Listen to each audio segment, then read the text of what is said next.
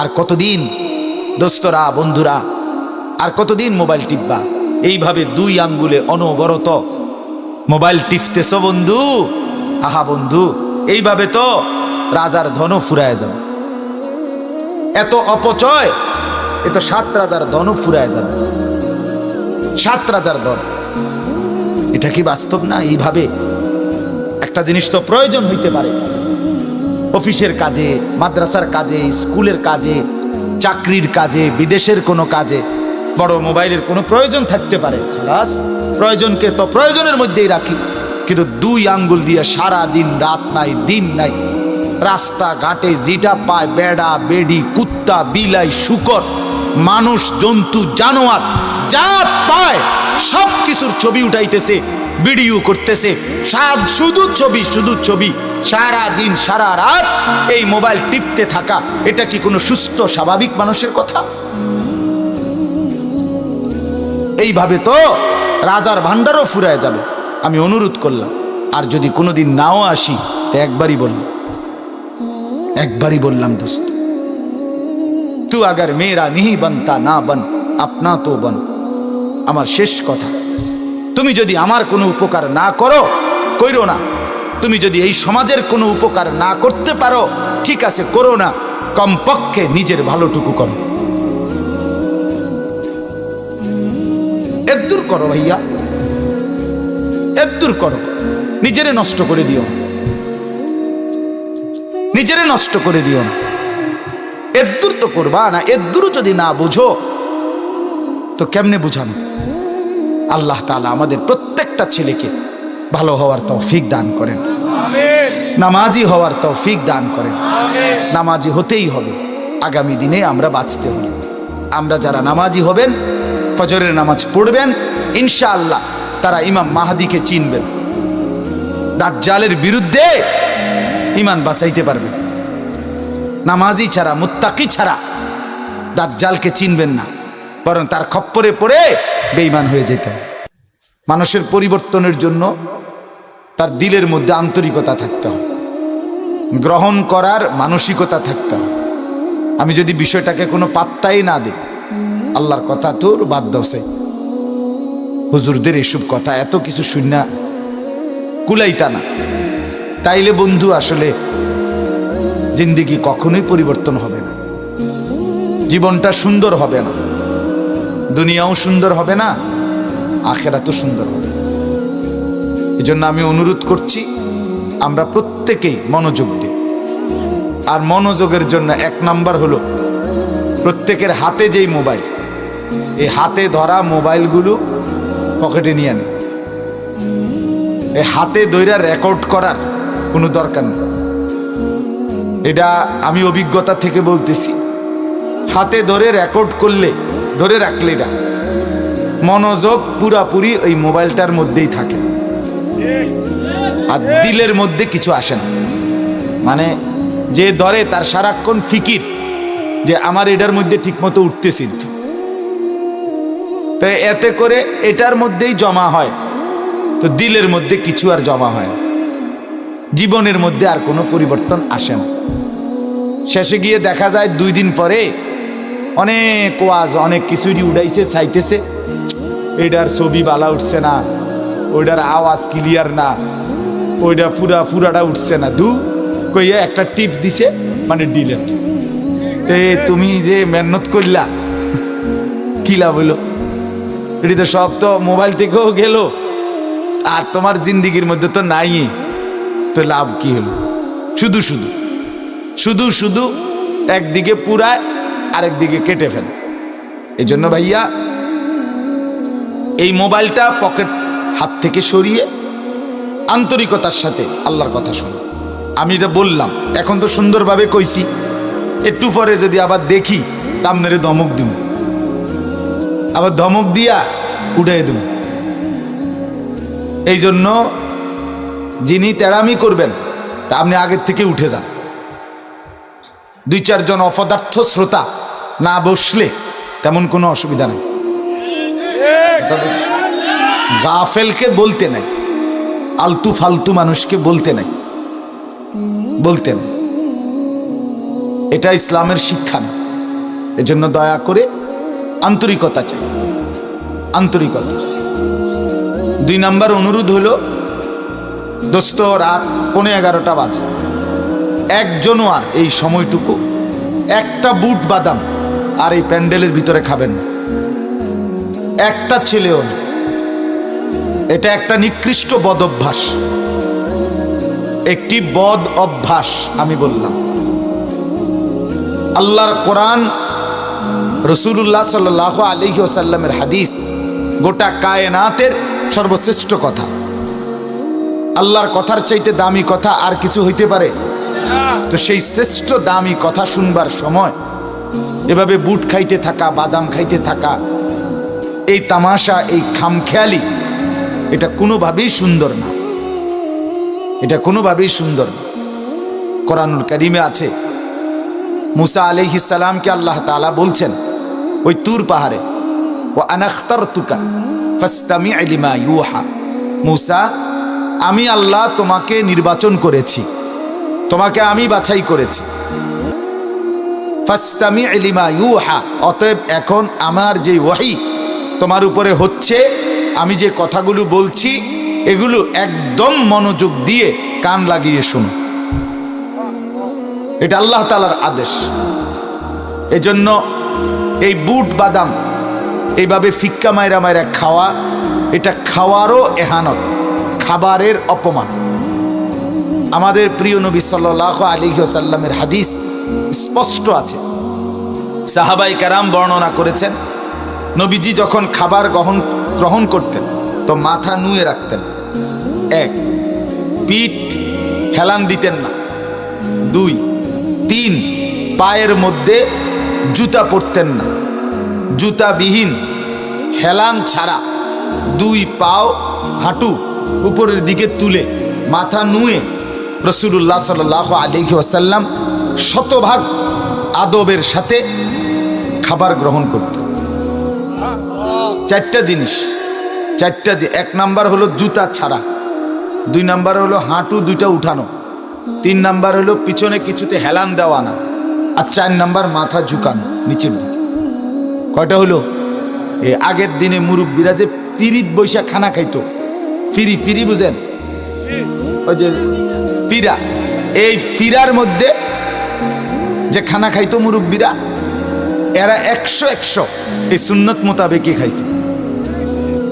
পিরার বসলে জুতা লাগে না, পিরাত বসলে পিছন দিকে হেলান দেওয়ার কিছু নাই, পিরাত বসলে অটোমেটিক দোনো হাঁটু উঠে যায়। পিরাত বইলে খাইতে হইলে মাথা নোয়াইয়াই খাইতে হয়। 1 পিরাতে 4 সুন্নত অটোমেটিক আদায় হয়ে যায়। হ্যাঁ, আমরা না মনে করি যে ওনারা বেকুয়া ছিলেন, আমরা এখন চালাক। হ্যাঁ, আমরা চালাকের কারণে এখন খারাইয়া মতে, অতিরিক্ত চালাকের কারণে এত সিবা ফ্যান, এটা পুরা খোলন ছাড়া বইনের আর সিস্টেম নেই। এটা খুললে যদি কান্দে লয় তাহলে বইনের জায়গা। অপদার্থ, এদ্দুর আকল যার নাই সে নিজেকে বুদ্ধিমান ভাবে, আফসোসের। তো বলতেছিলাম যে আল্লাহ নবী সাল্লাল্লাহু আলাইহি ওয়াসাল্লাম, ওই ভাই, এই তোমরা বসো বসো, হ্যাঁ নাই তো চলে যাও, অসুবিধা নেই। 2-4 জন গাফেল চলে গেলে কোনো সমস্যা নেই, বাকি বসতে হবে এখানে। ওই মিয়া তুমি বসো, সরল হোক, সরল হলে সরলভাবে বইব।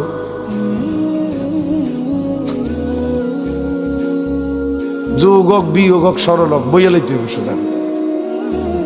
জি বাপ, তো বলতেছিলাম আল্লাহ নবী সাল্লাল্লাহু আলাইহি ওয়াসাল্লাম বলতেন আকুলু কামা ইয়াকুলুল আবদ, একজন গোলাম তার মনিবের সামনে যেভাবে বিনয়ের সাথে খানা খায়, আমি মুহাম্মদ আমার মনিব আরশে আজিমের মালিক আল্লাহ তাআলার সামনে এভাবেই বিনয়ের সাথে খাবার গ্রহণ করি।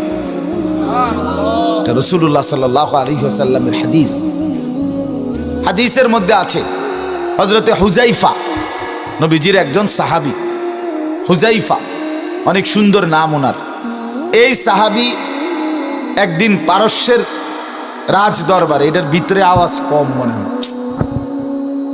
সুন্দর না আওয়াজটা। তো বলতেছিলাম উনি পারস্যের রাজ দরবারে হযরত হুযায়ফা রাদিয়াল্লাহু তাআলা আনহু ইসলামের দাওয়াত নিয়ে গেছে। তাক সবাই তাকানোর দরকার নেই, সবাই আমার কথা শুনেন। একজন সাহাবী হযরতে হুযায়ফা রাদিয়াল্লাহু তাআলা আনহু সাইয়্যিদুনা ওমরের জামানায়, ওমর রাদিয়াল্লাহু তাআলা আনহু যখন দ্বিতীয় খলিফা ছিলেন, তখন ইসলামের দাওয়াত নিয়ে পারস্যের রাজ দরবারে, পারস্য মানে এখনকার ইরান এবং তার পার্শ্ববর্তী অঞ্চলটাকে বলতো পারস্য সাম্রাজ্য, তো সেখানে ইসলামের দাওয়াত নিয়ে রাজ দরবারে বাদশার দরবারে গেছেন। তো বাদশার দরবারে উনাকে এবং আরো কয়েকজন রাষ্ট্রীয় মেহমানকে একসাথে দামি কার্পেটের উপরে খাবার দিছে, রুটি গোশত। তো হযরত হুযায়ফা রাদিয়াল্লাহু তাআলা আনহু খাবার খাইতেছিলেন। খাওয়ার সময় রুটির একটু কোনা টুকরা প্লেট থেকে সাইডে পড়ে গেছে। আর আল্লাহর নবী সাল্লাল্লাহু আলাইহি ওয়াসাল্লামের হাদিস হলো, সুন্নাত হলো যে নবী সাল্লাল্লাহু আলাইহি সাল্লাম ইরশাদ করেছেন, খাবারের ফেলে দেওয়া অংশটুকু অবশ্যই তোমরা তুলে নাও, পরিষ্কার করে সেটাও খেয়ে নাও। কেন? ফাইন্নাকা লা তাদরি আইনা বারাকাতুহু, কেননা তুমি জানো না খাবারের কোন অংশের মধ্যে বরকত আছে। হতে পারে ফেলে দেওয়া অংশটুকুর মধ্যে কি বরকত, পুরা খাবারের বরকত। এজন্য হযরত হুযায়ফা রাদিয়াল্লাহু তাআলা আনহু সাথে সাথে মনে পড়ল যে নবীজি তো বলছেন ফেলে দেওয়া খাবার তুলে খেয়ে নিতে, তো উনি হাত বাড়াইছেন ওই ফেলে দেওয়া টুকরাটা গ্রহণ করার জন্য। সাথে সাথে ওই সাথের 2-4 জন আরো যেই মেহমান, ওনারা বললেন যে আপনি যদি এখন বাদশার সামনে, উজির, মন্ত্রী, মিনিস্টার, এদের সামনে আপনি যদি এই সামান্য কদ্দুর টুকরা পিঁপড়ার মতো খুঁজে নেন, টোকাইয়া নেন, খান, তাহলে তারা আপনাকে অনেক নিচু মন মানসিকতার ভাববে, আপনার ধর্মকেও নিচু ভাববে, যে দেখছুনি সামান্য কদ্দুর এইটাও বুঝি উড়াইয়া খাওয়ান লাগে, এইটা মনে করবে। কাজে আপনি এটা তুললেন না। এই আমরা কিতাবে পড়ছি রাসূলুল্লাহ সাল্লাল্লাহু আলাইহি ওয়াসাল্লামের সাহাবী হযরত হুযায়ফা তিনি চিৎকার করে জোর আওয়াজে বললেন, আআতরুকু সুন্নাতা হাবিবি লিহাউলাইল হুমাকা, এই বেটা, এই আহাম্মকগুলোর কারণে আমি বুঝি আমার বন্ধুর সুন্নাত ছেড়ে দেব? বললি কি বেটা, কি বললি বেটা, কিসের এই সমস্ত বাদশা মন্ত্রী টন্ত্রী, এদের কারণে আমি আমার রাসূলের সুন্নাত ছেড়ে দেব? আতরুকু সুন্নাতা হাবিবি, আমার হাবিব, আমার বন্ধু, আমার পরম প্রিয়, আমার সরদার, আমার আকা রাসূলুল্লাহ সাল্লাল্লাহু আলাইহি ওয়াসাল্লামের সুন্নাত আমি ছেড়ে দেব এদের কারণে? এদের কারণে। এই জন্য বন্ধু আমার, বাপ আমার, ভাই আমার, নওজোয়ান সাথী, খাবার ফেলে দেওয়া, এরকম ইডা মারা, ফিক্কা মারা, এটা কোনোভাবেই একজন উত্তম আখলাক মুসলমানের হইতে পারে না, সৌন্দর্য না এটা। খাবার আল্লাহ তাআলার দেওয়া নিয়ামত, আল্লাহ তাআলার দেওয়া নিয়ামত। লা নাসআলুকা রিজকা নাহনু নারযুকুক, কোরআনে আছে, আল্লাহ বলে, বান্দা আমি তোমাদের কাছ থেকে রিজিক চাই না, বরং তোমাদের সকলকে আমি রিজিক দিচ্ছি। কে দিচ্ছেন? আল্লাহ দিচ্ছেন, আল্লাহ দিচ্ছেন, আল্লাহ তাআলা দিচ্ছেন। গোটা কায়নাতের সমস্ত রিজিক আল্লাহ তাআলা ব্যবস্থা করছেন। কোরআনুল কারীমের মধ্যে আছে, আল্লাহ তাআলা বলেন, তোমার রিজিক জমিনে, তোমার রিজিক খেতে, তোমার ধান খেতে। তুমি মনে করতেছো এই গাছে, এই ধান খেতে, না না বান্দা, অফিস সামাই রিজকুকুম, সরাসরি কোরআনের আয়াত। আল্লাহ বলে ওই জমিনে না, অফিস সামা, অফিস সামা রিজকুকুম, তোমাদের রিজিক তোমাদের আসমানে। রিজিক ও উপরে উপরে আরশে আজিমে ফয়সালা হয়, সেখান থেকে সিদ্ধান্ত হয়, মালিক ফয়সালা দেয়। তো যার ফলে গাছে ফল ধরে, গাছে ফুল ফুটে, ধান খেতে ধান গজায়, আর এই গোটা কায়নাতের সমস্ত ফল ফসল জমিন থেকে উৎপন্ন হয় আরশে আজিমের মালিকের সিদ্ধান্ত। এজন্য রিজিককে খামখেয়ালি করতে নাই, খামখেয়ালি করতে নাই, খামখেয়ালি করতে নাই। এজন্য আমি বুট বাদামের কথা বলতে গিয়ে এটা বললাম। দয়া করে প্রত্যেকে খাবার আজমতের সাথে, সম্মানের সাথে, আল্লাহর দেওয়া পবিত্র রিজিক মনে করে খাবার গ্রহণ করা আদব, এটা শিষ্টাচার, এটা ভদ্রতা, এটা শালীনতা। আজকের ইউরোপ, আজকের আধুনিকতারা, তারা এটাকে ব্যঙ্গ করতে করতে, বিদ্রুপ বানাইতে বানাইতে, আধুনিকতার লেভেল দিতে দিতে শেষ পর্যন্ত আর টেবিলও নাই, বসারও জায়গা নাই। ওই একটা ফ্রিজের মধ্যে একটা বার্গার অথবা একটা স্যান্ডউইচ অথবা একটা কিছু দিয়া, ভদ্রতা কি? ভদ্রতা হলো আপনি খাড়াইয়া খাড়াইয়া খাইবেন, এটাই ভদ্রতা। আসলে হলো ওনার দোকানে জায়গা নাই, দোকানে লইছে ছোট্ট কদ্দুর, কথা বুঝছেন না? এখন এটার মধ্যে তো 10 জন মানুষের চেয়ারে বসাইলে জায়গা হবে না, তে এই জন্য সিস্টেম বানাই দিছে যে ভদ্রতা খাড়াইয়া খাওয়া। আসলে এটা ভদ্রতা না, এটা অভদ্রতা, এটা অভদ্রতা, অভদ্র। রাসূলুল্লাহ সাল্লাল্লাহু আলাইহি সাল্লাম আল্লাহর দেওয়া রিজিক বসে খেতেন, আদবের সাথে খেতেন, আদবের সাথে, অহংকারীর মতো না, অহংকারীদের মতো না। এজন্য দয়া করে এই বিষয়টাকে কেন্দ্র করে আমি এটা বললাম।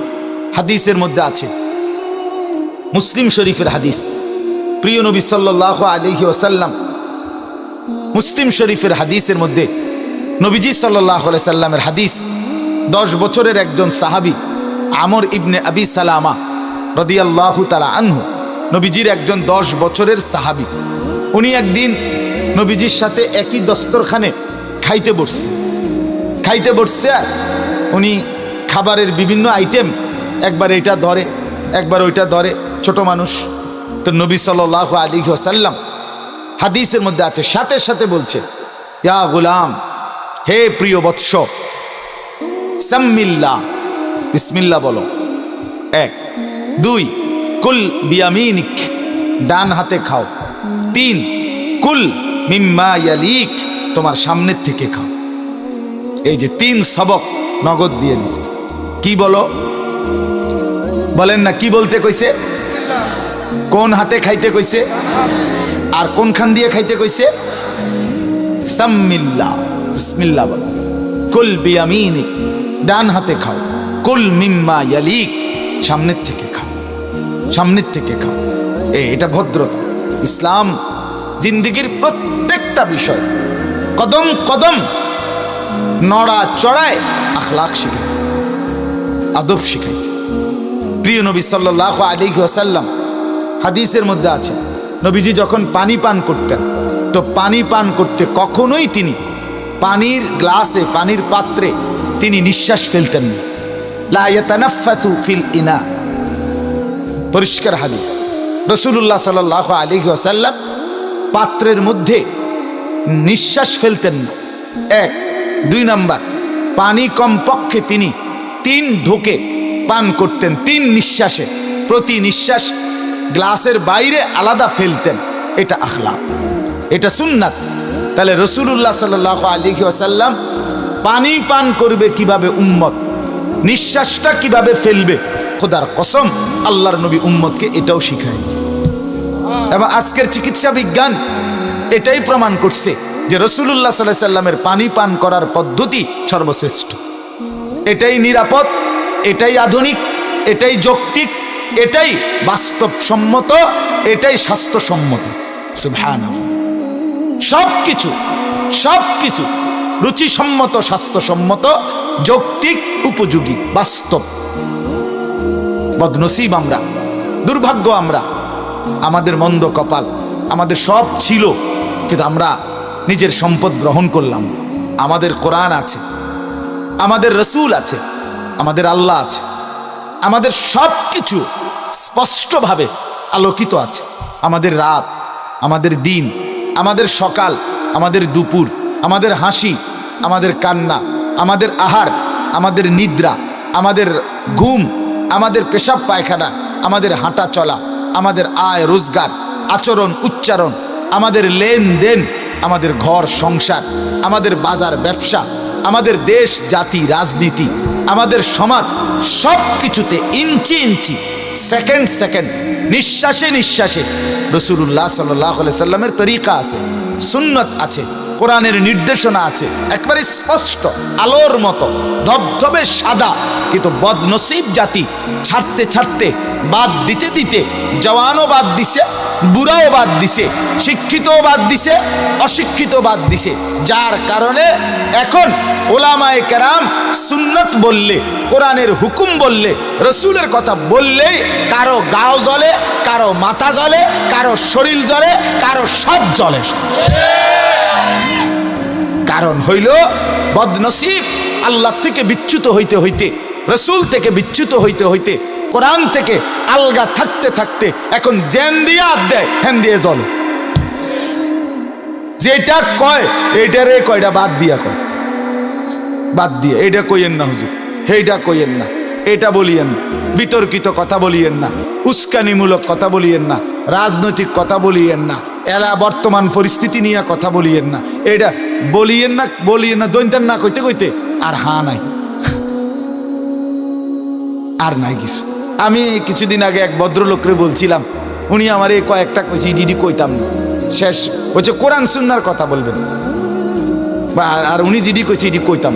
পরে আমি বললাম আপনার এগুলো বাদ দিয়া আঙ্কেল কোরআন সুন্নাহর কথা কি, এগুলো বাদ দিয়া যেটি আপনি মানা করছেন এই একটা স্যাম্পল হিসাবে 10টা মিনিট আপনি গুদুর কইয়া দেন, আপনি গুদুর এটা কন বলে এডিরে কয় কোরআন সুন্নাহর কথা, আপনি যেটি কইবেন এটির ব্যাখ্যা আমি পরে করুন, আপনি গুদুর কন, অসুবিধা কি? আপনি আমার স্যাম্পলটা ধরাই দেন, আমি যখন বুঝতেছি না বিষয়টা আপনি কন। আমরা কি আর এত কিছু করছি না, আমি তো তাহলে আপনি মাতবুরি করতে আছেন এটা তো বুঝলাম না। মানে এরকম বেকুব কি আর বাজারে ওঠে? কথা বলেন না, নিজেই কইলো এটা কইয়েন না, এটা কইয়েন না, এটা কইয়েন না, আবার নিজেই কইলো কোরআন সুন্নাহর কথা কইবেন। তা আমি বললাম যে যেহেতু আমি অনেক কিছু বলতে পারতাম না, কি কইলে কোরআন সুন্নাহর এই স্যাম্পলটা আপনি কোন, আপনি আমারে বলে ধরাই দিলে পরে আমি জিনিসটা বুঝলাম যে হ্যাঁ এগুলারে কয় কোরআন সুন্নাহর কথা। উনি কো আমরা কি রেডি পড়ছে, তো আপনি পড়ছেনও না, বোঝেনও না, আবার মাতবুরি তো আপনি এক নম্বরে, এমন ফাজিলের বাতরান দেখে কথা বলেন না, মেয়ে এমন ফালতুর বাতরান দেখে। এজন্য এটা দুর্ভাগ্য আমাদের, আমরা বদনসিব হয়ে গেছি, আমরা মন্দ কপাল হয়ে গেছি, আমাদের কপাল মন্দ। রব্বানা গালাবাত আলাইনা শিকওয়াতুনা ওয়া কুননা কওমান যাল্লিন, এই কোরআনে আছে দোস্ত। হাসরের ময়দানে জাহান্নামী যখন জাহান্নামের ভীষণ আগুনের মধ্যে আল্লাহ তাআলা বলেন তালফাহু ওয়ুজুহাহুমুন নার, আরে দোস্ত আল্লাহ তাআলা বলেন ওই যে কই মাছ, তেলাপিয়া মাছ যেরকম গরম টকবগে তেলের মধ্যে একবার এই পিঠে চাপ দিয়া ধরে, এরপরে আবার উল্টাইয়া আরেক পিঠ চাপ দিয়া ধরে তেলের মধ্যে, আল্লাহর কসম কোরআনে আল্লাহ বলে জাহান্নামী তোদের চেহারা ডান দিক একবার জাহান্নামের আগুনে চাপ দিয়া ধরবে, আবার উল্টাইয়া বাম দিক চাপ দিয়া ধরবে, এইভাবে আগুনের মধ্যে একবার এই পিঠ একবার ওই পিঠ, এইভাবে তোর চেহারাকে আগুনে পোড়ানো হবে।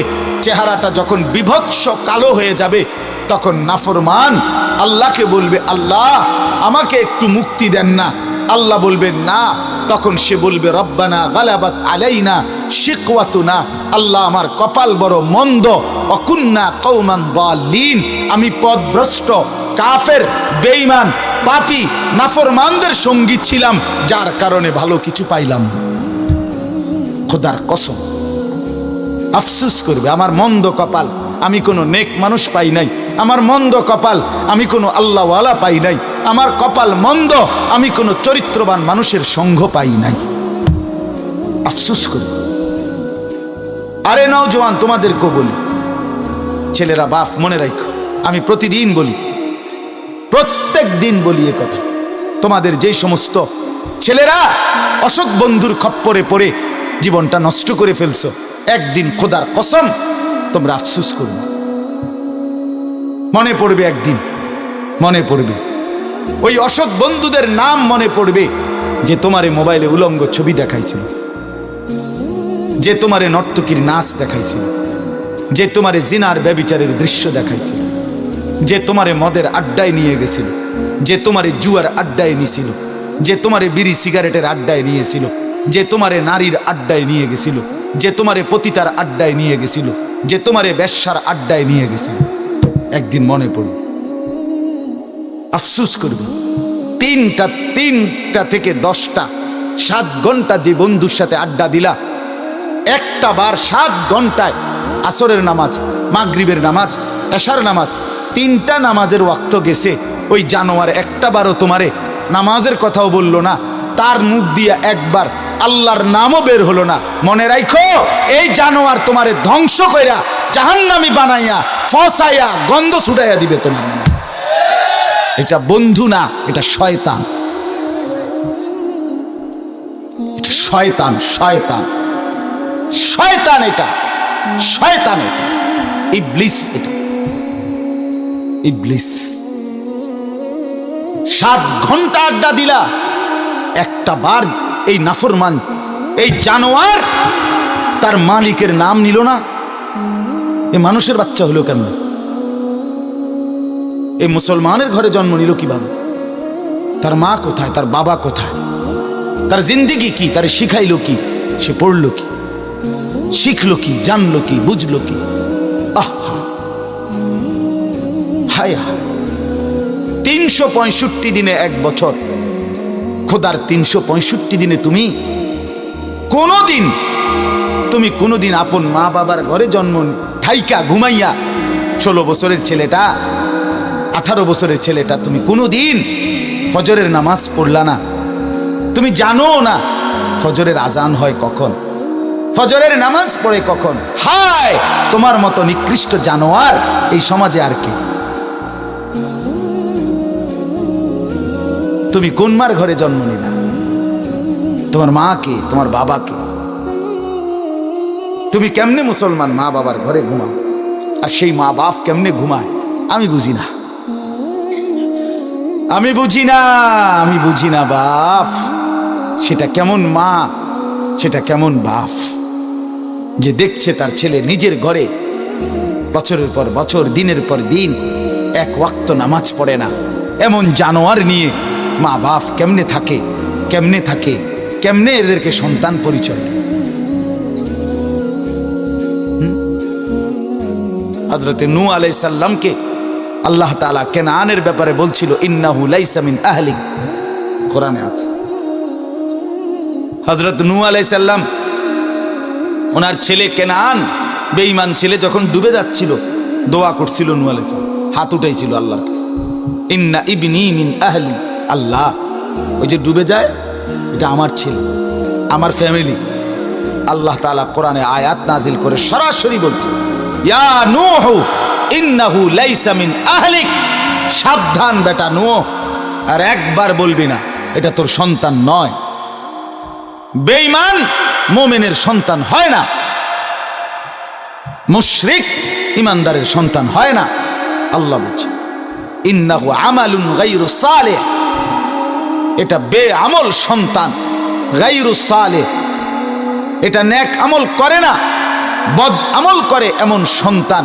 ফালা তাসআলনি, কোরআনের শব্দ ডাইরেক্ট, ফালা তাসআলনি, এমন নাফরমান সন্তানের ব্যাপারে নূহ তুমি আমি আল্লাহর কাছে কিছু চেয়েও না। তাফসীরে আছে নূহ আলাইহিস সালাম সাথে সাথে হাত নামায় ফেলেছে এবং পরে দোয়া করছে, আল্লাহ মাফ করে দেন, আমি বুঝি না। বাপ, বুদ্ধিমান মনে করো না, নিজে চালাক মনে করো না। উলঙ্গ ছবি দেখো আর তুমি চালাক, নর্তকীর ছবি দেখো তুমি চালাক, পেশাব করে পানি নাও না তুমি চালাক, তুমি বুদ্ধিমান।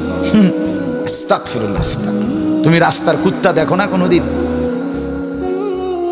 এই তোমরা যারা পেশাব করে পানি নাও না, আরে তোমরা রাস্তার কুত্তা দেখো না? দেখো না, কোনোদিন মিলাইছো না? কুত্তার লগে কি সুন্দর মিলে। ওই জানোয়ারও পেশাব করে পানি নেয় না, তুমিও দুজনে মিললে একটা ছবি উঠাইও, সেলফি। হ্যাঁ হ্যাঁ, কুত্তার লগে তোমার একটা সেলফি দিলে দারুণ মানাবে, দারুণ মানাবে, সেরকম লাগবে তোমার। ধনুষে একটা ছবি দিয়া কমেন্টস জানাইবা দেশবাসীকে আমাদের দুই জানোয়ারকে কেমন লাগতেছে। দেশবাসী কমেন্টস করে জানাবেন, দেশবাসী জানাবে অসাধারণ, আপনাদের দুটাকে সেম মনে হচ্ছে। একটা ঠ্যাঙ্গাল গিদই না, আটটা দুই ঠ্যাং নিচের দিকে নামাই না, বাবা সেরকম। ছি ছি ছি ছি। যদি লজ্জা থাকে দোস্ত, যদি বিবেক থাকে, যদি মায়ের পবিত্র দুধ খেয়ে থাকো, যদি মুসলমানের ঘরে জন্ম নিয়ে থাকো, তো আজকের থেকে পেশাব করে পানি নিও। মুমিন নাপাক থাকে না, মুমিন অপবিত্র থাকে না। সুস্থ স্বাভাবিক মানুষ সে অপবিত্র থাকে না। যে পাগল, যে মাতাল, যে তার শিরা প্রতিবন্ধী, সে অপবিত্র থাকে। সুস্থ স্বাভাবিক 6 মাসের বাচ্চা, এই 6 মাসের বাচ্চাও রাত 2টা বাজে পেশাব করলেও সে চিৎকার শুরু করে, তার মাকে ডাকে, মা এই পেশাবের হাফ প্যান্ট বদলাও, আমি নাপাক হাফ প্যান্ট, পেশাবওয়ালা হাফ প্যান্ট নিয়ে ঘুমাবো না। 6 মাসের বাচ্চার যে আকল, তুমি 18 বছরের দামরা, তোমার এই আকল হইল না? বেশরম, বেহায়া কোথাকার। এদ্দুর দিমাগ না হইলে তুমি মুসলমানের ঘরে জন্ম নিলা না। আস্তাগফিরুল্লাহ, আস্তাগফিরুল্লাহ। আপনারা বলেন বাপ, আরে এদ্দুর দিমাগ কি থাকার কথা না? তুমি বলো মিয়া, এদ্দুর আকলও তোমার নাই, কে শিখাবে তোমাকে? আল্লাহ চিনাবে কে? আখেরাত চিনাবে কে? পরকাল চিনাবে কে? দুনিয়া দুনিয়া, শুধু দুনিয়া বুঝাইতেছে। দুনিয়া এখন, দুনিয়া নতুন করে সিলেবাসে দুনিয়া একদম প্র্যাকটিক্যাল বুঝাইতে আছে। আল্লাহ আমাদেরকে বুঝ দান করেন, আল্লাহ আমাদেরকে মাফ করে দেন। বন্ধু, আল্লাহকে যে হারিয়ে ফেলে, আখেরাতকে যে ভুলে যায়, কোরআনকে যে চিনে না, সেজদাকে যে চেনে না, খোদার কসম তার দুনিয়াতেও কোনো ইজ্জত থাকে না, আখেরাতেও কোনো সম্মান থাকে না। যে আল্লাহ হারা সে সর্বহারা, যে আখেরাত হারা সে সর্বহারা, যে সেজদা ছাড়া সে সব হারা, যে কোরআন হারা সে সব হারা। মুসলমান পরিচয় দেওয়ার পরে এই 2 নিয়ামত, আল্লাহর কোরআনের তেলাওয়াত এবং 5 ওয়াক্ত নামাজ, এই 2টি সম্পদ। দোস্ত আমার, বন্ধু আমার, আমি এই একটা আয়াতে পড়ছি, এটাই বলতেছি এখন।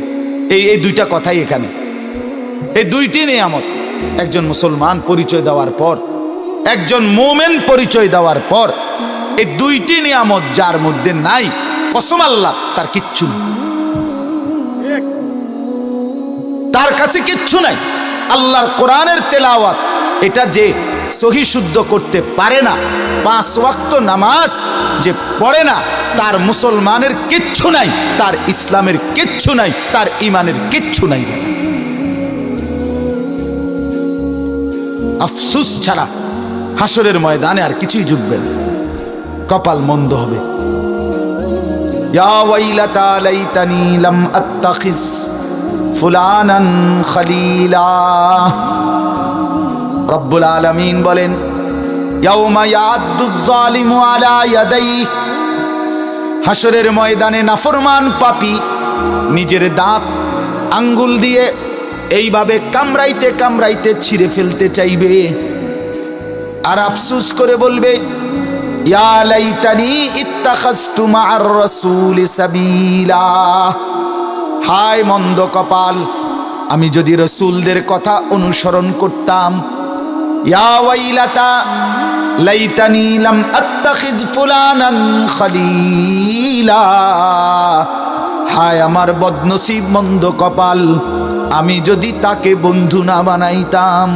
এই যে তাকে মানে যে আমাকে গুনাহ শিখাইছে, যে আমাকে নাফরমানি শিখাইছে, যে আমারে নাফরমানির রাস্তা দেখাইছে। আল্লাহ বলেন, নাফরমান আঙ্গুল কামড়াবে আর আফসোস করে বলবে, তাকে যদি বন্ধু না বানাইতাম। লাকাদ আদাল্লানি আনিদ যিকরি বাদা ইদ জাআনি।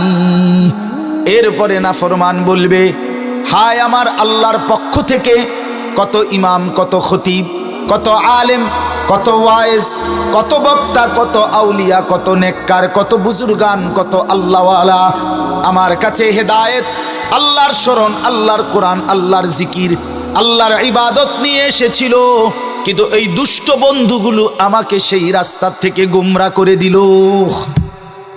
আফসোস কর, আফসোস করতে হবে, আফসোস করতে হবে। বন্ধু আমার, রাত গভীরে আমি দেরি করতে চাচ্ছি, আমারই দেরি হয়েছে আসতে।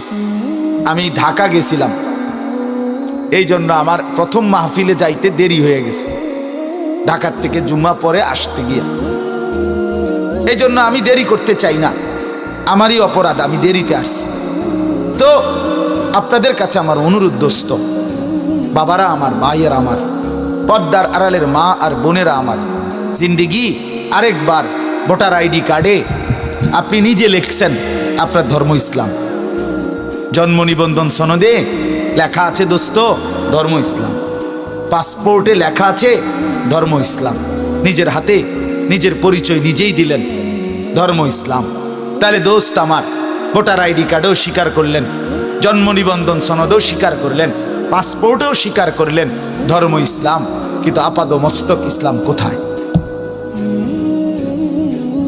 আর যদি এটা পছন্দই না হয়, এই চুল দোস্ত আমার, ইসলামের রসুলুল্লাহ, সাহাবায়ে কেরাম, নেককারদের চুল যদি তোমার পছন্দই না হয়, এই জামা, এই পরনের পোশাক, এটা যদি আল্লাহর প্রিয় বান্দাদেরটা পছন্দই না হয়, কোরআনের বিধান, আল্লাহর কোরআনের তেলাওয়াত, 5 ওয়াক্ত নামাজ, হালাল উপার্জন, এটা যদি পছন্দই না হয়, স্ত্রী যদি বেপরদাই চলবে, মেয়ে যদি পর্দাই না করবে, ছেলে যদি নামাজই না পড়বে, ঘরে যদি প্রতিদিন রঙিন টেলিভিশনে নাচ গান, জিনা, ব্যভিচার, হিন্দি সিরিয়ালে চলবে, উপার্জন যেহেতু সুদেরই করবেন, উপার্জন যেহেতু হারামেরই করবেন, যুবক তুমি যেহেতু উলঙ্গ ছবি দেখবা, নর্তকীর নাচই দেখবা, তুমি যেহেতু জিনার ব্যভিচারের দৃশ্যই দেখবা, তো আল্লাহ দোহাই ওই 3 জায়গা থেকে ধর্মের সাথে যে ইসলাম লেখছো, এটা এফিডেভিট করে এটা বদলে দাও, পাল্টে দাও, অস্বীকার করো। এটা ছেড়ে দাও বেটা, ছেড়ে দে বেটা। তোর মতো 2-4টা অপদার্থ ইসলাম বাদ দিলে ইসলাম ঠেকবে না। দে বেটা, বাদ দে বেটা, ঘোষণা দে বেটা। চেহারা, সুরতে, চলনে বলনে কোন জায়গায় যেহেতু ইসলাম পছন্দই না, এটা লিখলা কেন? কথা বলেন না কেন? তুমি ভোটার আইডি কার্ডে লিখলা কেন? পাসপোর্টে লিখলা কেন? জন্ম নিবন্ধন সনদে লিখলা কেন? কমপক্ষে এটা লেখো ধর্ম জানা নাই। কথা বলেন না কেন? অথবা ধর্ম লাওয়ারিশ, লাওয়ারিশ, আমার কোনো ধর্ম নাই, আমি যেখানে যেটা দেখি, যেটা যখন ভাল লাগে, একবার সিবা, একবার ডোলা, হ্যাঁ, যখন যেটা ভাল লাগে এটাই আমার ধর্ম। কখনো ডান দিকে চুল বড়, কখনো বাম দিকে, কখনো সামনে, যখন যেটা ভাল লাগে। আমার কোনো ধর্ম নাই, আমার কোনো ধর্ম নাই। আস্তাগফিরুল্লাহ, আস্তাগফিরুল্লাহ। আমি আমার সবটুকু আবেগ দিয়ে বুঝাইতে চাইলাম, দোস্ত আমি ফেরিওয়ালা, হ্যাঁ, আমি বক্তাও না, ও আয়োজন না, ফেরিওয়ালা, ফেরিওয়ালা, যে প্রতিদিন ফেরি করি, কবি ইধার কবি উধার, কবি জমি পর কবি আরশ পর, কবি দর বদর, কখনো এদিকে কখনো সেদিকে, কখনো নিচে কখনো উপরে, কখনো দুয়ারে দুয়ার। মুঝে কোই ঘর নেই, ফেরিওয়ালার কোনো ঘর নেই। এই আল্লাহর বান্দাদের দুয়ারে দুয়ারে ফিরতে থাকা, আল্লাহর কথা বলতে থাকা, এই জিন্দিগি, এই জিন্দিগি। আল্লাহ আমাদেরকে বুঝার তৌফিক দান করেন। কোরআনুল কারীমের 21 নম্বর পারা, কোরআনুল কারীমের 29 নম্বর সূরা, সূরায়ে আনকাবুত সূরাটার নাম। এই সূরার একটি আয়াত, 45 নম্বর আয়াত আমি তেলাওয়াত করেছি, আর অল্প একটু সময় এই আয়াতটার তর্জমা বললেই আমার কথা শেষ। অল্প কথা আমার ভাই, আমি আবারও বলছি, আমনে চাইয়েন ওই শুধু ওয়াজ হইছে, অথবা হুজুরে মাশাআল্লাহ ভালো কইছে, এই বক্তাটা ভালো, সামনে বছরও ওনারে দাওয়াত দিও, অথবা এই বক্তার আওয়াজ ভালো, ওই বক্তার সুর বালা, আরেকজনের শিক্ষার বালা, এই দোস্ত, এই সমস্ত কথা কোনো ফায়দা নাই। আমি তোমার কাছে কোনো ইন্টারভিউ দিতে আইছিলাম, কথা বলেন না কেন? আমি কি এখানে ইন্টারভিউ দিতে আসছি? তাহলে আমি বন্ধু ইন্টারভিউ দিতে আসি নাই, আমি সুর শুনাইতে আসি নাই, আমি আমার চিৎকার শুনাইতে আসি নাই, আমি তোমার কাছে ইন্টারভিউ দিতে আসি নাই। আমি আসছি খোদার কসম তোমার কলিজা জাগাইতে, তোমার বিবেক জাগাইতে আসছি, তামসা করতে না, তামাশা করতে। শুধু রসমি নিয়ম মাফিক একটা ওয়াজ হলো, আর আগামীকাল আরেকটা হবে, পরশু আরেকটা হবে, মাহফিলের সাথে মাহফিল হচ্ছে না রে বন্ধু। শুধু এই উদ্দেশ্য, পরিবর্তন চাই, ইনকিলাব চাই, ইনকিলাব পরিবর্তন, ইসলাহ চাই, পরিবর্তন চাই। ইন উরিদু ইল্লাল ইসলাহ মাস্তাতাতু, কোরআনে আছে সমস্ত নবী, প্রত্যেক নবী তাদের নিজ নিজ সম্প্রদায়কে আল্লাহর দিকে দাওয়াত দিয়ে দিবানিশি শেষ কথা বলতেন, হে আমার জাতি, হে আমার কওম, আমি আর কিছু চাই না, আমার সাধ্যের সবটুকু দিয়ে তোমাদের পরিবর্তন চাই। খোদার কসম, এটা কোরআনের আয়াত। ইন উরিদু ইল্লাল ইসলাহ মাস্তাতাতু, সাধ্যের সবটুকু দিয়ে আমি তোমাদের কি চাই? কথা বলেন না কেন? পরিবর্তন চাই। বলেন কি চাই? ইসলাহ চাই, পরিবর্তন চাই, পরিবর্তন। যুবকরা বদলানো দরকার, নওজোয়ান অনেক ছেলে মাশাআল্লাহ, দোস্ত তোমরা বদলানো দরকার।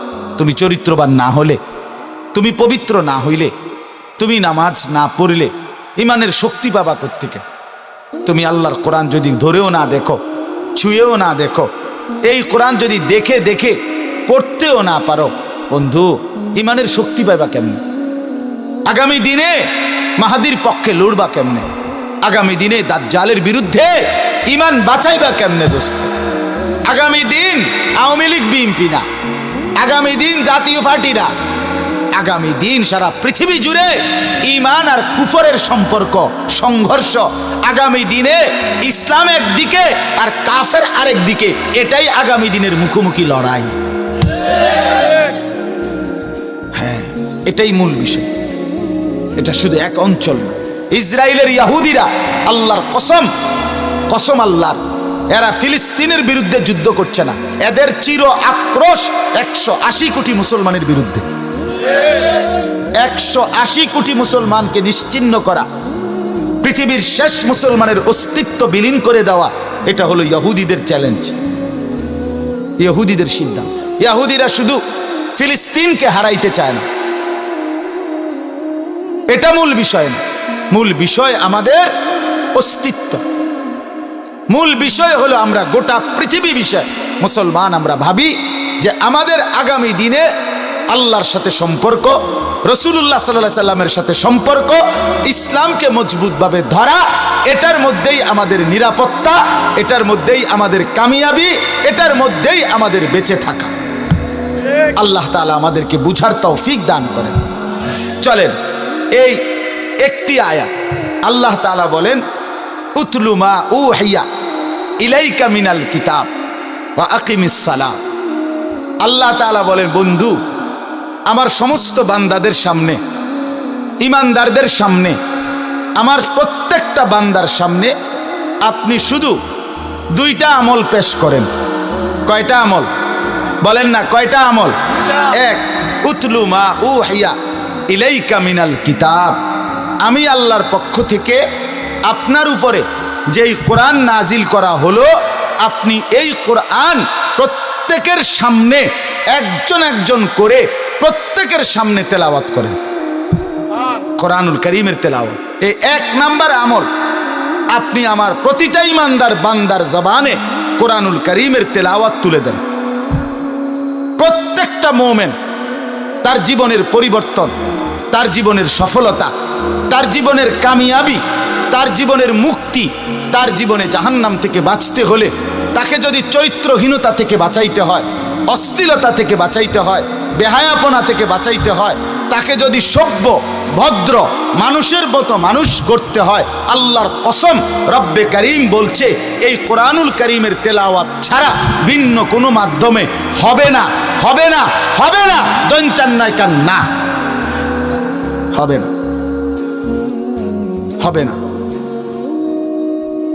কোরআনুল কারীম তেলাওয়াত করা আল্লাহ তাআলার পক্ষ থেকে ঔষধ, মহা ঔষধ, প্রেসক্রিপশন কোরআনুল কারীমের তেলাওয়াত। তাহলে 1 নাম্বার আমল কি? কোরআন তেলাওয়াত। বলেন না কি?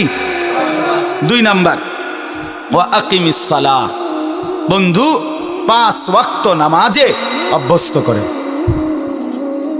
আকিমিস সালাহ, নামাজ কায়েম করেন, 5 ওয়াক্ত নামাজকে চালু করেন, 5 ওয়াক্ত নামাজকে প্রতিষ্ঠা করেন, 5 ওয়াক্ত নামাজকে বাস্তবায়ন করেন, 5 ওয়াক্ত নামাজকে জীবনের মধ্যে মজবুতভাবে আঁকড়ে ধরেন। এই 2 আমল।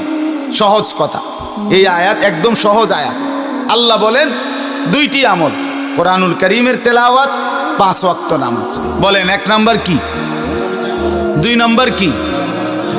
এই 2টা আমল বিনিময়ে আল্লাহ বলেন, বন্ধু সবার মধ্যে আপনার প্রত্যেকটা অনুসারী, প্রত্যেকটা মুসলমান, প্রত্যেকটা মুমিন, প্রত্যেকের মধ্যে আপনি এই 2 আমল চালু করেন।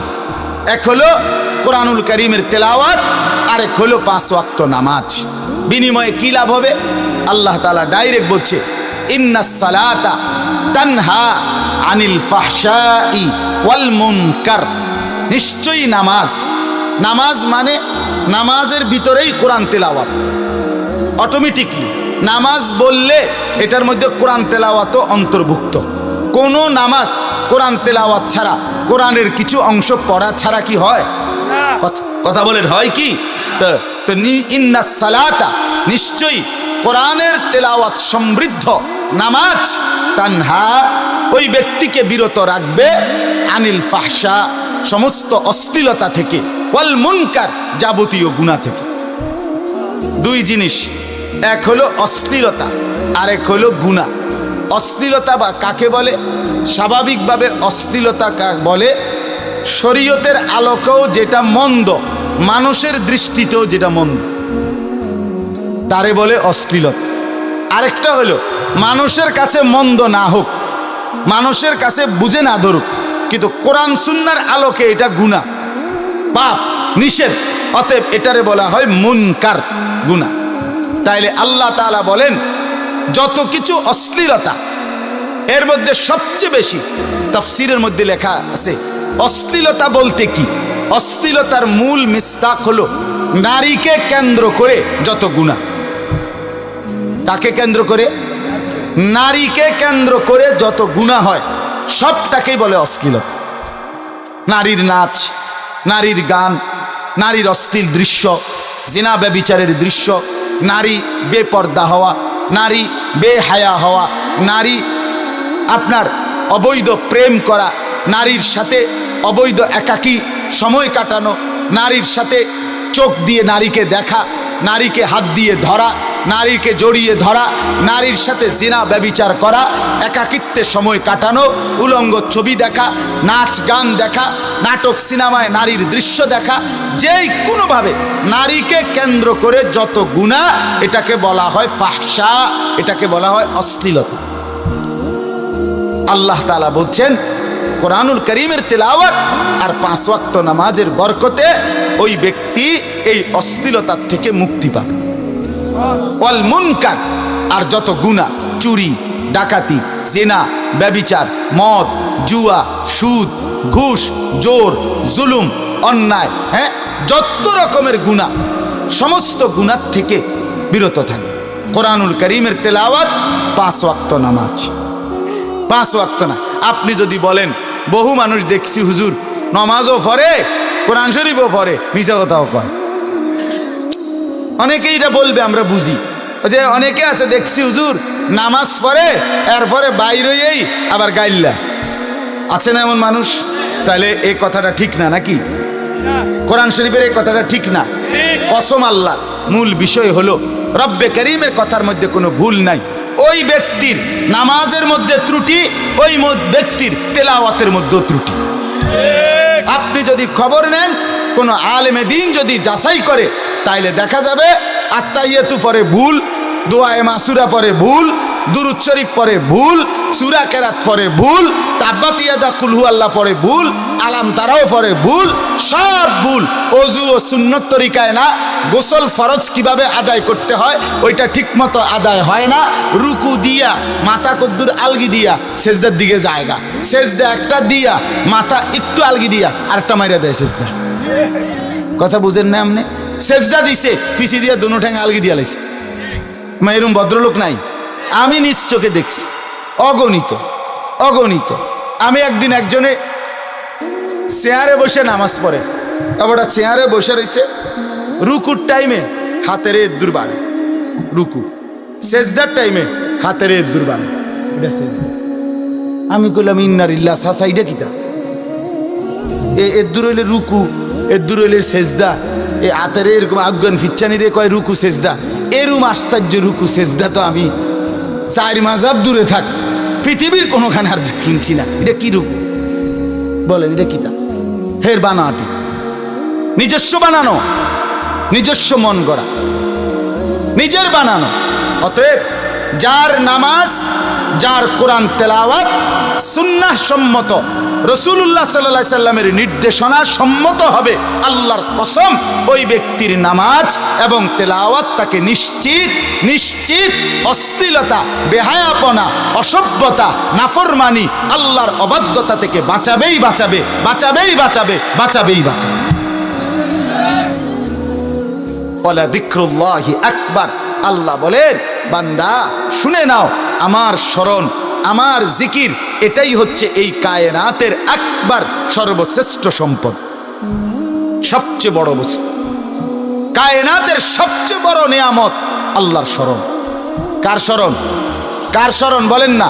কোন মানুষ আল্লাহকে ডাকতে পারে, আল্লাহর গোলামি করে, আল্লাহকে সেজদা করে, আল্লাহর হুকুম মানে, আল্লাহর কালাম তেলাওয়াত করে, বিশ্বাস করেন এই ব্যক্তি এই পৃথিবীর সর্বশ্রেষ্ঠ সম্পদ পেল। এটা হলো এক তাফসীর। আরেকটা সুন্দর তাফসীর আছে এই আয়াতের, এই শব্দের, ওয়ালা যিকরুল্লাহি আকবার। মজার কথা এটা, সেটা কি? আল্লাহ বলেন, তাফসীরে লিখছে, বান্দা যখন নামাজ পড়ে তখন বান্দা আল্লাহকে স্মরণ করে। তো বান্দার স্মরণ বান্দার মতো, বান্দার পুরা নামাজ অবস্থায় আল্লাহ তাআলা সরাসরি বান্দাকে স্মরণ করে।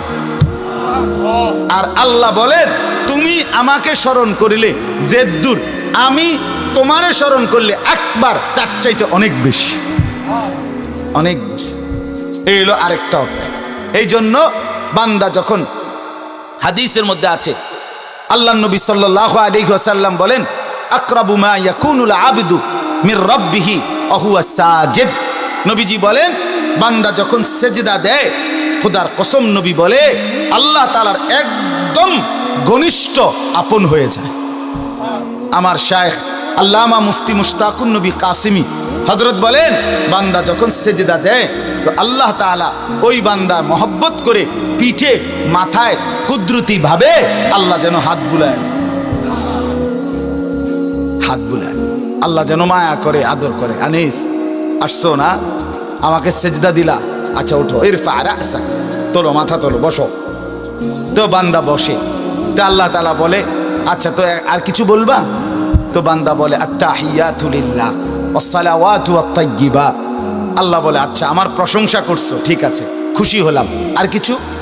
তো বান্দা এবার বলে, আল্লাহুম্মা সাল্লি আলা মুহাম্মদ ওয়া আলা আলি মুহাম্মদ, মানে পুরাটা আর কি। তো এবারে আল্লাহ বলে, মাশাআল্লাহ, আমার বন্ধুর প্রতি দুরূদ পড়লা, আমি তাতেও খুশি হলাম, আর কিছু বলবা? তো এবার বান্দা বলে, রব্বুল আলামিন, সেজদা দিয়ে আপনার কাছে আসলাম, আপনার প্রশংসা, আপনার বন্ধুর প্রশংসা করে আপনার খুশি অর্জন করলাম। এইবার আমার মূল চাওয়া আছে, আল্লাহুম্মা ইন্নী যালামতু নাফসি যুলমান কাসীরা। আমি না বড় বেশি নাফরমান মাওলা, আমার গুনাহ অনেক বেশি, আমার পাপ অনেক বেশি, আমি খুব বেশি গুনাহ করেছি, আর আপনি ছাড়া আমার মাফ করার কেউ নাই। এখন আপনার এত কাছাকাছি হয়ে আমি আল্লাহ আপনার কাছে মাফ চাই, ফাগফিরলি মাগফিরাতাম মিন ইনদিক, আপনি আমারে মাফ করে দেন। খোদার কসম রব্বুল আলামিন বলে, দরজায় দাঁড়িয়েও যদি কোনো দুনিয়ার কারো কাছে, কোনো ব্যক্তির দাতার কাছে, দুনিয়ার কোনো দানশীলের কাছে দুয়ারে দাঁড়িয়েও যদি কেউ হাত পাতে, সে তো তাকে ফিরায় দেয় না। আর আমি যার মাথায় হাত বুলাইলাম, মার পিঠে হাত বুলাইলাম, আমার এত কাছে আইনা বসাইলাম, তাকে আমি ফিরাই দেব কেন? যা তোকে মাফ করে দিলাম। এই জন্য নামাজের সালাম ফিরাইয়েই সে আবার হালকা আওয়াজের সাথে সাথে বলে আল্লাহু আকবার। মানে কি? আল্লাহু আকবার অর্থ হইল, ভাই সাহেব আল্লাহু আকবার, আমার আল্লাহ বড়, আমার আল্লাহ আমারে মাফ করে দিছে। ওয়ালা যিকরুল্লাহি আকবার। রব্বুল আলামিন বলে, বান্দা কোরআনুল কারীমের তিলাওয়াত করলে তুমি আমাকে স্মরণ করো, সাথে সাথে আমি আল্লাহ তোমাকে স্মরণ করি। সুবহানাল্লাহ। নামাজ পড়লে বান্দা তুমি যেমন আমাকে স্মরণ করো, আমি রব্বুল আলামিনও তোমাকে স্মরণ করি। ফাদকুরুনি আযকুরকুম। এটা আপনারা শোনেন নাই? আল্লাহ বলেন তুমি আমাকে স্মরণ করো, আমি আল্লাহ তোমাকে স্মরণ করব। হাদিসের মধ্যে আছে, আল্লাহর নবী বলেন, কোন বান্দা যখন বলে আলহামদুলিল্লাহি রাব্বিল আলামিন, সাথে সাথে আল্লাহ ফেরেশতাদেরকে ডাক দিয়ে বলে, ফেরেশতারা শুনো, হামিদানি আবদি, এই মাত্র আমার বান্দা আমার প্রশংসা করলো। এবার বান্দা বলে আর রহমানির রহিম, আল্লাহ আবার বলে ফেরেশতা শুনো শুনো, আসনা আলাইয়া আবদি, আমার বান্দা আবারও আমার গুণকীর্তন করলো। মালিকি ইয়াউমিদ্দিন, বান্দা যখন জমিন থেকে বলে, আরশ আজিম থেকে আল্লাহ ফেরেশতাদেরকে বলে মাজ্জাদানি আবিদি, আমার বান্দা আমার মর্যাদা আরো বাড়িয়ে দিল। এইভাবে প্রত্যেক আয়াত বান্দা বলে, আরশ আজিম থেকে রব্বুল আলামিন ফিরাইয়া জবাব দেয়। এই জন্য ওয়ালা যিকরুল্লাহ, আমার স্মরণ, তুমি আমারে ডাকলে আমি তোমারে ডাকি। রাদিয়াতাম মারদিয়া, কোরআনে আছে আল্লাহ যে বান্দারে পছন্দ করে, আল্লাহ মৃত্যুর সময় তারে বলে, বান্দা আসো আমার কাছে, রাদিয়াতাম মারদিয়া, তুমিও আমার উপরে খুশি, আমিও তোমার উপরে খুশি। हम यहां से तुम वहां से, दोनों जानिब से इशारा हुआ। এখান থেকে আমি, সেখান থেকে তিনি, দুই দিক থেকে ইশারা হলো, দুইজনেই রাজি। সুবহানাল্লাহ। এখান থেকে বান্দা বলে আল্লাহ আমি আপনাকে ভালোবাসি, আরশ আজিম থেকে আল্লাহ বলে বান্দা আমিও তোকে ভালোবাসি। রাদিয়াতাম মারদিয়া, ইয়া আইয়াতুহান নাফসুল মুতমাইন্নাহ ইরজিই ইলা রাব্বিক রাদিয়াতাম মারদিয়া ফাদখুলি ফি ইবাদি ওয়াদখুলি জান্নাতি। আমার আরো পছন্দের বান্দা আছে, তাদের সাথে একত্র হও, এরপরে একসাথে মিলেমিশে আমার জান্নাতের মধ্যেই প্রবেশ করো। সুবহানাল্লাহ। ওয়ালা যিকরুল্লাহি আকবার। এজন্য বন্ধু আমার, রব্বুল আলামিন বলেন কিয়ামত পর্যন্ত বন্ধু আমি গোটা পৃথিবীর ইমানদারের জন্য দুইটা প্রেসক্রিপশন দিলাম। উতলু মা উহিয়া ইলাইকা মিনাল কিতাব, তারা যেন কোরআনুল কারীম তিলাওয়াত করে। আরেকটা হলো আকিমিস সালাহ, 5 ওয়াক্ত নামাজ পড়ে। আল্লাহ বলেন এই দুই আমলের বরকতে দুনিয়া সুন্দর হবে, গুনাহ থেকে বাঁচবে, অশ্লীলতা থেকে বাঁচবে, নাফরমানি থেকে বাঁচবে। আমি আল্লাহ স্মরণ করব, আল্লাহু ইয়ালামু মা তাসনাউন। আল্লাহ বলে বান্দা আমি স্পষ্ট বলে দেওয়ার পর এবার তোমরা যে যা করছো আমি আল্লাহ কিন্তু পুরাপুরি জানি, পুরাপুরি দেখি, পুরাপুরি খবর রাখছি। সুবহানাল্লাহ। মা তাসনাউন শব্দের অর্থ হলো বান্দা যেমনে গড়ে, রাতে, দিনে, সকালে, দুপুরে, একাকী, প্রকাশ্যে, কৌশলে, মানে যেই কোনো কিছুতে তুমি যাই করো, আল্লাহ বলেন দুনিয়া কেউ বোঝে নাই, মানুষ কেউ দেখে নাই, বাবা দেখে নাই, মা দেখে নাই, নেতা দেখে নাই, পাড়াপড়শি জানে নাই। বান্দা তুমি ভেবো না, বরং আমি আল্লাহ 24 ঘন্টা এক নজরে হার হালাতে তোমাকে দেখি। তুমি আমার আড়াল হইতে পারবে? সম্ভব? আজকে অতএব শেষ বেলায় আমি আপনাদের কাছে দোস্ত এই কথাটাই বললাম, আমার নওজোয়ান ভাইরা, আমার নওজোয়ান বন্ধুরা, জিন্দেগি সুন্দর করতে হবে। যে জীবনে আল্লাহর হুকুম নাই এই জীবন সুন্দর না, যে জীবনে সেজদা নাই দোস্ত আমার এই জীবন সুন্দর না। রাসূলুল্লাহ সাল্লাল্লাহু আলাইহি ওয়াসাল্লাম রবিউল আউয়াল মাসে সোমবার দিন ফজরের নামাজে আমরা কিতাবে পড়ছি, নবীজি ফজরের নামাজ সাহাবায়ে কেরাম মসজিদে পড়তেছিলেন আবু বকর রাদিয়াল্লাহু তাআলা আনহুর ইমামতিতে। নবীজি এত বেশি অসুস্থ ছিলেন, যেতে পারেন নাই। হযরত আয়েশাকে বলছে, আয়েশা আমার হুজরার পর্দা সরাও, আমি আমার উম্মতের ফজরের নামাজ দেখব। কসম আল্লাহর, পর্দা সরাইছে। হযরত আয়েশা কনুর মধ্যে ঠেস দিয়া নবীজিকে বসাইয়া দেখাইছে। নবীজি পুরা মসজিদ দেখছেন ফজরের নামাজে, সাহাবী ভরপুর, আবু বকর ইমামতি করছে। আল্লাহর নবী চোখের পানি ফেলে দিয়ে বলছে, আয়েশা আমার 23 বছরের মেহনত সার্থক। আয়েশা গত 23টা বছর আয়েশা আমি আমার উম্মতের এই সুন্দর দৃশ্য দেখার আশায় আমি বহু কষ্ট করেছি।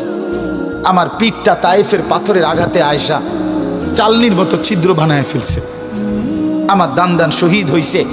আমি 14 দিন ক্ষুধার কষ্টে পেটে পাথর বাঁধছি। আমার ঘরে 3 মাস চুলায় আগুন জ্বলে নাই। আমার কত সাহাবীর শাহাদাতের রক্ত, তাজা খুন এই জমিনে বয়েছে, আমি দেখছি আয়েশা। বিনিময়ে আমার আশা ছিল আমার উম্মত সবাই পাক্কা নামাজি হবে, ফজরের নামাজে জামাত হবে।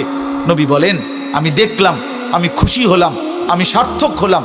এরপরে কিতাবে আছে নবীজি 2 হাত আসমানের দিকে তুলে সোমবার দিন নবীজি বললেন, আল্লাহুম্মা রফিকাল আলা, বন্ধু আল্লাহ এবার আমি আপনার কাছে যেতে চাই। এরপরেই নবী ওই দিন জোহরের নামাজের আগেই আল্লাহ রসুল ইন্তেকাল। শেষ নবী সাল্লাল্লাহু আলাইহি সাল্লাম শেষ খুশি হয়েছিলেন কি, কোন নামাজ দেখে? হ্যাঁ দোস্ত, আজ দিনের পর দিন, মাসের পর মাস, বছরের পর বছর অসংখ্য মুসলমান ফজরের নামাজে কোনো দিন দেখা যায় না। কোন দিন পড়বেন? কোন দিন? আর কত বছর পরে দোস্ত বলেন? আপনারা যারা ফজরের নামাজ পড়েন না বলেন, কসম আল্লাহ, নবীজি স্পষ্ট হাদিস শুনেন।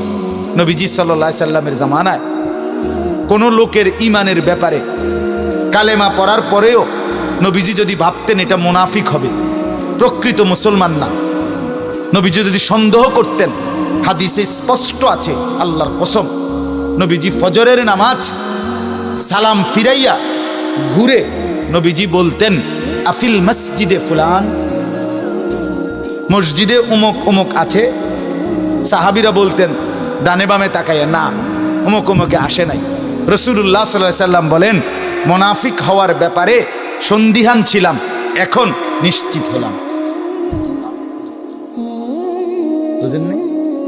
মুনাফিক হওয়ার ব্যাপারে ওই লোকগুলোর কি ছিলাম? সন্দিহান ছিলাম, এখন কি হলাম? নিশ্চিত হলাম। কোন নামাজ দেখে? ওই বন্ধু বলো না, ফজরের নামাজ। ফজরের নামাজ দেখে নবী সিদ্ধান্ত নিতেন কে মুনাফিক। ফজরের নামাজ অনুপস্থিত, এটা মুনাফিক। এই জন্য ভোটার আইডি কার্ডে লেখো মুনাফিক, সামনের দিকে পাসপোর্টে লেখো মুনাফিক, জন্ম নিবন্ধন সনদে লেখো মুনাফিক, বায়োডাটার মধ্যে লেখো মুনাফিক, পরিচয় মুনাফিক। আল্লাহ বুঝ দান করেন। এই জন্য দোস্ত আমার, 5 ওয়াক্ত নামাজ রাসূলুল্লাহর আমানত, আমানত 23 বছরের মেহনত, নবীর কলিজা ছেঁড়া, পাথরের আঘাত খাওয়া এই দিন, এটাকে খামখেয়ালি করে ফেলে দিলে হবে না, ফেলে দিলে হবে। আমাদের আল্লাহ ছাড়া কেউ নাই, আমাদের জাতিসংঘ নাই, আমাদের কোনো মানবাধিকার সংস্থা নাই, আমাদের জন্য কোনো আন্তর্জাতিক আইন নাই। বিশ্বাস করেন কোনো সমাধান নাই। 180 কোটি মুসলমানের রক্তের কোনো দাম বেঈমানদের কাছে নাই। আমাদের আশ্রয় একজন, তিনি আমাদের আল্লাহ। কোন পৌঁছেগা হামে তেরে সওয়া, তু গনি হে और हम है बेनवा। হাকিমুল উম্মত থানবী বলতেন, আপনি অমুখাপেক্ষী মাওলা, আমরা আপনার মুখাপেক্ষী। কোন পৌঁছেগা হামে তেরে সওয়া, আল্লাহ আপনি ছাড়া আমাদের খবর কে নেয়? আমগো কথা জিজ্ঞাসা করে কে? আমগো আছে বাকি। মুসলমানের উপরে আর কত জুলুম দেখলে বন্ধু মনে পড়বে আল্লাহর কথা। আর কতদিন পরে আর কত জুলুম দেখলে মনে পড়বে সেজদা দেওয়ার কথা। আর কতদিন দোস্তরা বন্ধুরা, আর কতদিন মোবাইল টিপবা? এইভাবে দুই আঙ্গুলে অনবরত মোবাইল টিপতেছ বন্ধু। আহা বন্ধু, এইভাবে তো রাজার ধনও ফুরায় যাবে। এত অপচয়, এ তো 7 রাজার ধনও ফুরায় যাবে। 7 রাজার ধন, এটা কি বাস্তব না? এইভাবে একটা জিনিস তো প্রয়োজন হইতে পারে, অফিসের কাজে, মাদ্রাসার কাজে, স্কুলের কাজে, চাকরির কাজে, বিদেশের কোনো কাজে বড় মোবাইলের কোনো প্রয়োজন থাকতে পারে। খালাস, প্রয়োজনকে তো প্রয়োজনের মধ্যেই রাখি। কিন্তু 2 আঙ্গুল দিয়ে সারা দিন, রাত নাই দিন নাই, রাস্তাঘাটে যেটা পায়, বেড়া বেডি, কুত্তা বিলাই, শুকর, মানুষ, জন্তু, জানোয়ার যা পায় সব কিছুর ছবি উঠাইতেছে, ভিডিও করতেছে। শুধু ছবি, শুধু ছবি, সারা দিন সারা রাত এই মোবাইল টিপতে থাকা, এটা কি কোনো সুস্থ স্বাভাবিক মানুষের কথা? এইভাবে তো রাজার ভান্ডারও ফুরায় যাবে। আমি অনুরোধ করলাম, আর যদি কোনোদিন নাও আসি তো একবারই বললাম দোস্ত, তু আগার মেরা নিহি বনতা না বন, আপনা তো বন। আমার শেষ কথা, তুমি যদি আমার কোনো উপকার না করো, কইরো না। তুমি যদি এই সমাজের কোনো উপকার না করতে পারো, ঠিক আছে, করো না, কমপক্ষে নিজের ভালোটুকু করো। এদ্দুর করো ভাইয়া, এদ্দুর করো, নিজেরে নষ্ট করে দিও না, নিজেরে নষ্ট করে দিও না। এদ্দুর তো করবা না, এদ্দুরও যদি না বুঝো তো কেমনে বুঝানো? আল্লাহ তাআলা আমাদের প্রত্যেকটা ছেলেকে ভালো হওয়ার তৌফিক দান করেন, নামাজি হওয়ার তৌফিক দান করেন। নামাজি হতেই হবে, আগামী দিনে আমরা বাঁচতে হবে। আমরা যারা নামাজি হবেন, ফজরের নামাজ পড়বেন, ইনশাআল্লাহ তারা ইমাম মাহদিকে চিনবেন। দাজ্জালের বিরুদ্ধে ইমান বাঁচাইতে পারবেন। নামাজি ছাড়া, মুত্তাকি ছাড়া দাজ্জালকে চিনবেন না, বরং তার খপ্পরে পড়ে বেঈমান হয়ে যেতেন। আল্লাহ আমাদেরকে হেফাজত করেন, আল্লাহ আমাদেরকে ঈমান দান করেন। আজকের এই সুন্দর মাহফিল আল্লাহ তাআলা কবুল করেন। 2টা মিনিট আমার অনুরোধ, এক্ষুনি মুনাজাত করছি। মুনাজাতের আগে মসজিদের জন্য মেহেরবানি করে, মেহেরবানি করে মসজিদের জন্য আপনারা দিল থেকে, আমি লম্বা সিক্কার দিয়া কালেকশন করতে পারিও না, রাজিও না, কাজে দয়া করে আল্লাহর ওয়াস্তে একটা জিনিস শুধু মনে রাখবেন। আমি সবসময় বলি, হাদিসের মধ্যে আছে, রাসূলুল্লাহ সাল্লাল্লাহু আলাইহি ওয়াসাল্লাম ইরশাদ করেছেন, ইসরাফিল যখন কিয়ামতের দিন ফু দিবে তখন সব কিছু ধ্বংস হয়ে যাবে, কিন্তু নবীজি বলছেন ইল্লাল মাসাজিদ, মসজিদ ছাড়া। কিয়ামতের দিন ধ্বংস হবে না, ইসরাফিল ফু দিলেও মসজিদ ভাঙবে না। বুঝেন নাই কথাটা? কি ভাঙবে না? মসজিদ ভাঙবে না, সব ভাঙে যাবে, সব শেষ হবে। ইল্লাল মাসাজিদ, মসজিদ সমূহ ব্যতীত। তো মসজিদ কি হইব? রাসূলুল্লাহ সাল্লাল্লাহু আলাইহি ওয়াসাল্লাম বলেন, এক মসজিদ আরেক মসজিদের সাথে জোড়া লাগবে, সব মসজিদ একত্রে কাবাঘরের সাথে মিলবে, একসাথে জান্নাতে চলে যাবে। এই জন্য মসজিদের দান কোনো ক্ষয় নাই, লয় নাই, শেষ নাই। কমিটি বদলাক, আমনের দান বদলিত না। কথা বলেন না কেন? বোঝেন না আমনের কথাটা? ইমাম সাহেব বদলাই যাক, আমনের দান কি হবে না? আমনের নাম মনে করেন আর কেউ নিচে না রে, আমি দিছিলাম টিয়া, কিন্তু হুদা একটা মানুষ পরে যদি ভুলে আমার নামটা কদ্দুর নিত, আচ্ছা নিচে না হারি, অসুবিধা নাই, কিন্তু আরশের গায়ে আমনের নাম লেখা আছে। ঠিক কিনা বলেন? অতএব দয়া করে প্রত্যেকেই মহব্বত করে দেন, ইনশাআল্লাহ আল্লাহ তাআলা কবুল করেন। এখানে 500 টাকা দিছেন, এখানে ভাঙতি টাকা দিছেন, এখানে 100 টাকা, 200 টাকা, কি নাম চাচা? 500 টাকা, আল্লাহ কবুল করেন। দেন, আরো দেন, আরো দেন, দেন ইনশাআল্লাহ, মহব্বত করেই দেন। একজন ভাই দাঁড়ান তো এখানে, দিয়া এখানে আনায় দেন, দেন ইনশাআল্লাহ। যারা দিবেন, নগদ দিলে নগদ দেন, পরে দিলে